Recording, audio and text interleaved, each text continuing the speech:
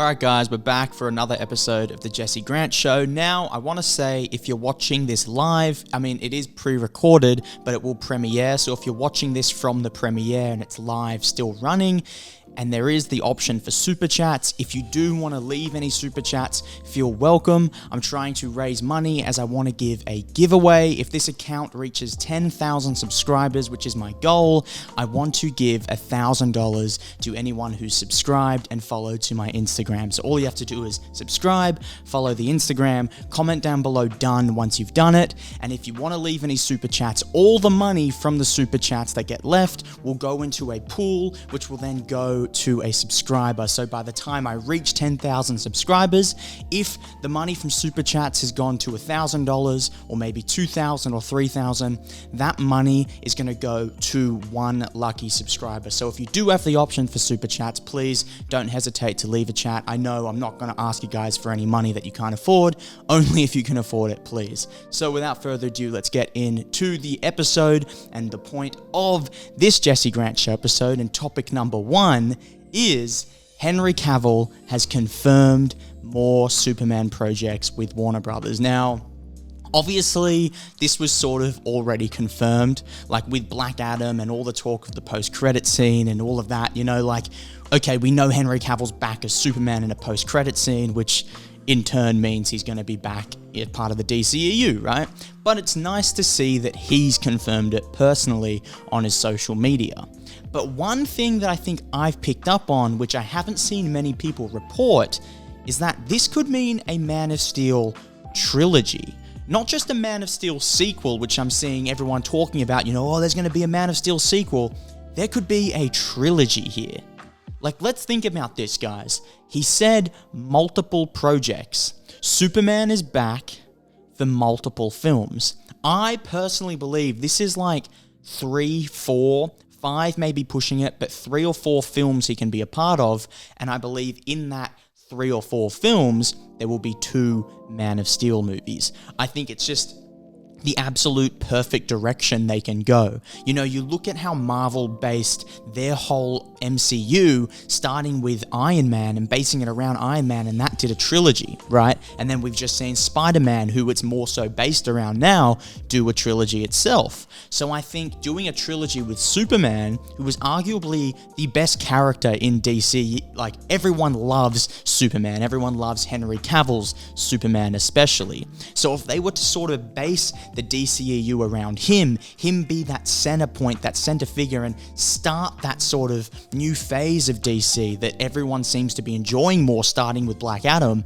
but start it with Henry Cavill doing a trilogy, I think that would just be amazing. I reckon the second movie, so the Man of Steel 2 will be something else, but Man of Steel 3 would most likely be Man of Steel, Superman, up against Black Adam. I think that would be a perfect way for DC to shape their universe they're trying to build, and I think it'll just work so much better. And I think DCU's in a good place right now, and if they can sort of build off this momentum with Henry Cavill, put out a film in a year or 2, and then do a third one maybe 2-3 years after that, it'll just be perfect. Fans will love it, and DC will be back in the running as one of the best superhero franchises in the world. So, with that being said, I do think a trilogy is in the works. But also, where do I think Henry Cavill will fit in DC moving forward? My whole thing is I think he'll be in a Black Adam sequel, but I don't think the Black Adam sequel will come out until after the Man of Steel sequel.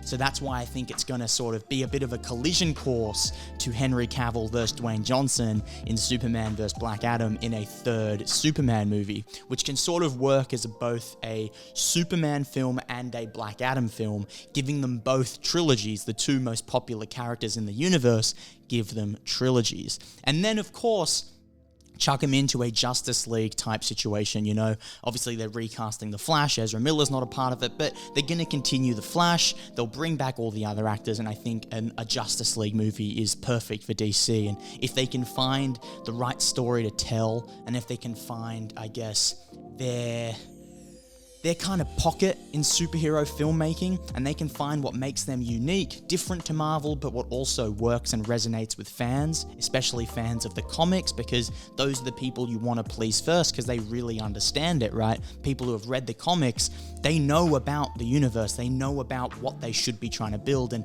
if they can appeal to them and please the comic fans, in turn they will end up pleasing pretty much all the film fans who will want to watch a superhero DC film anyways. So I think Justice League movie, they can find the right story to tell, find the way they want to write and tell those stories. That could work really well with Superman and Black Adam being key figures in that, and whoever they recast the Flash as. So, that being said, a Superman trilogy honestly would be insane. Let me know in the comments your thoughts, if you think they should do a Superman trilogy, or if you think he's only going to come back and do maybe a Man of Steel sequel, and then maybe just pop up in cameo positions elsewhere. I personally think they need to build the universe around him, but let me know your thoughts down below in the comments. Now, moving on to topic number 2, and that is Ant-Man trailer. It just dropped, and honestly, the only thing going through my head when this trailer released and I watched it was, how good is Marvel? Like, let's actually take a moment to look at how they don't just do one genre of film. You know what I mean? Every single superhero kind of has his own world, his own genre that they appeal to, and Ant-Man is exactly the same. Casting Paul Rudd was perfect casting for the type of vibe of Ant-Man, and this movie just looks incredible. It looks so enjoyable. Like, to me, it just looks like such a family-friendly movie, but also one that appeals to the 25-year-olds who go and watch all the MCU films. And I think that is perfect with Ant-Man, is maybe it doesn't appeal to like only the people who have seen all the MCU movies, but it can also appeal to just families who want to have a fun day at the cinema, want to take their kid. Maybe their kid has a sleepover with his friends and they want to take them do something fun on a Saturday or a Sunday. Ant-Man is that movie. And I think it appeals to everyone no matter what you've watched from Marvel in the past. You don't have to watch anything, you can still enjoy the movie. But also, if you have watched all the other stuff, it's going to make a little more sense and you'll also enjoy it. And Marvel they found this incredible pocket in the way they're making their movies and their filmmaking technique, and it's just so cool to watch. Like, I've never seen anything like it. Like, any sort of world building, even Lord of the Rings, in my opinion, didn't reach the same way Marvel has just found their pocket and is just weaving in it and just making great films. Like, you compare Doctor Strange to Ant-Man, they're completely different, but they work in both their different ways. Like, it's incredible, and they're just experimenting, but all their experiments and their risks seem to pay off and work, so it almost seems like they're not even risks, and it sort of developed this trust in me, and I guess trust in many other film goers and film fans, that no matter what they do, what story they tell, we're going to enjoy it. No matter what risk they take, expanding it to, a universe, then expanding it now past the universe to a multiverse with Kang, who I'm going to touch on in a second. Like, we're strapped in for the ride, and we have faith that we're going to enjoy it, and so far they have not failed us. And that's what Ant-Man seems to me. It just seems the perfect movie that pleases everybody, has amazing humor, it's light but then heavy in moments, and what it does with Kang the Conqueror is set up that next phase of Marvel, which is moving past Thanos, who I was like, how can you be bigger than Thanos? Like, that was just the ultimate climax. They're not going to be able to top that. Kang is going to top that. And I'm going to touch on that now, right? I'm going to break down how Kang is going to top what Thanos did and make the Marvel Cinematic Multiverse just way better. So that's topic number 3. So moving on to topic number 3 is Kang the Conqueror and breaking down what he's going to be doing in Marvel. So a lot of people out there, maybe they don't read the comics, they don't watch the cartoons, so they didn't know who Kang was, right? You don't really know what he's here to try and do. Now I'm going to break down what he is going to do. Like, it's inevitable. This is the story of Kang. He wants to rule the multiverse. And the gemstones, the Infinity Stones, all of that, that is pointless because it only works in one universe. He wants to rule the whole multiverse and set it in order, in his order, right? In his benefit. So what he needs to do is he needs to find certain gems which help him get more powerful. So one of those gems are the 5 rings that we know from Shang-Chi. They haven't really elaborated on that too much. Like in the movie Shang-Chi, you know they're powerful, but they don't really go into the full extent of their power. But we will see that in the movies moving forward with Kang. Like he needs to get his hands on these because they're very important in making him the most powerful being in the multiverse. Then there's also a few other gems which he needs to sort of collect, and it's going to be this sort of hunt, and they're going to have to stop him from collecting all of them. Because once he collects all of them, you cannot stop him. It's not like Thanos where he got all the stones and then could still lose, right? They found a way to beat him. If Kang gets all the gems he needs to get, I believe there's 5. If he gets all the gems, there is no defeating him. So they need to stop him in some way. I don't know how they're going to do it, but they do need to stop him, and that's what Kang is here to do, and he is going to cause absolute carnage. We know, spoiler alert, maybe, okay, if you don't want a spoiler, turn off this video now, but if you do want to keep listening, we know they defeat Kang. I mean, that should be inevitable, like, we know the good guys always win, but we know they defeat Kang because all he does is come in and just wreck the whole multiverse, and there's a lot of pieces that they have to sort of fix after him. Like, he really destroys it, and it's a lot of... It's tough times for the Avengers, tough time for all the superheroes that we love, and moving on from Kang, I won't get into it, but there's another bad guy coming in. But that is, maybe 6-7 years down the line after all the movies come out. But we know Kang absolutely wrecks it. And what he needs to do is collect these gems, and they need to stop him. And it's just, that's all I'm going to get into, but it's going to be very difficult. And it all starts now with Ant-Man. With the trailer coming out, we see Kang shows up, and he's there to help Ant-Man. But not really, he's out there for his own benefit, for his own gain. So that's explaining who Kang is, in case any of you guys didn't know or you don't know what to expect. That is exactly what Kang is going to do. So I hope you guys like that little breakdown of who the character is, and I hope that gives you some sort of information moving forward so you can sort of piece together where Marvel's going and what direction everything's going to head.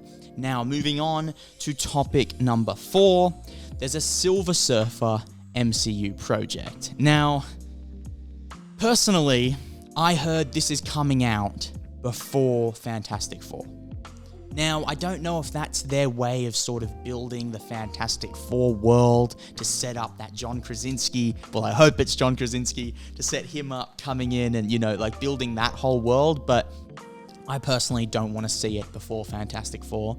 I want to see John Krasinski make his debut before I want to see Silver Surfer. But I do think this is just maybe a calculated decision from Marvel where they say, okay, we need to build some hype around Fantastic Four. Of course, there was the little hint in Spider-Man, but they need to build more hype around it. So I think they're going to try and build up the Fantastic Four world. And Silver Surfer, it is an MCU movie, it will make money, but it's not the big sort of money grab that the Fantastic Four movie would be, right? That's inevitably a billion-dollar film. The Silver Surfer movie, I would see making between 400 to 600 million. Domestic, I'm talking. Internationally, it might make close to $1 billion, but 400 to 600 domestic. And that sort of starts building the world and starts sort of setting up what may happen with Fantastic Four. So that's where I think the Silver Surfer movie is a calculated decision, but it wouldn't be... It's not something I'm super excited about. I will watch it, of course I will watch it, but it's not something I'm crazy excited about. I don't think it's something I will watch again. I'll watch it once and see where they're going to take the Fantastic Four world in the future, and that's kind of the only interest I have in a Silver Surfer project. Let me know if you're interested in seeing a Silver Surfer project before Fantastic Four and who you want to see cast. Do you want John Krasinski in there? Because that's my man. Let me know in the comments. And moving on to topic number 5, quite a humorous topic, right? This is Kanye West has come out and and he said that Quentin Tarantino stole the idea of Django from him. And not just Quentin Tarantino, but he went as far as saying Jamie Foxx stole the idea from him as well, and they were in cahoots or something. Now, I'll be honest, I haven't actually watched the interview where he says this, but I'm just seeing the headlines, and I just wanted to talk on it for a second, because it is probably a huge trending topic in the movie world, and I wouldn't be doing my job if I didn't talk about it. But I mean, come on, like, first of all, this is my thing. Does Quentin Tarantino have to steal ideas from anyone? Has he not proven that he has the greatest film ideas ever? Like, he has such a great film brain. He doesn't seem like someone who needs to steal ideas. You know, he steals common tropes from other movies and mixes them together, but that's just what any artist or filmmaker does. But stealing the whole idea of Django from Kanye and ripping him off, like, it doesn't make sense. You know what I mean? Like, Kanye West would have said something in 2013 when Django came out, so he's waited. Kanye West, the one who will speak out about anything, jumped on stage to interrupt Taylor Swift's Grammy award-winning speech to say Beyonce should have won, waited 9 years to say that Quentin Tarantino and Jamie Foxx stole the idea of Django.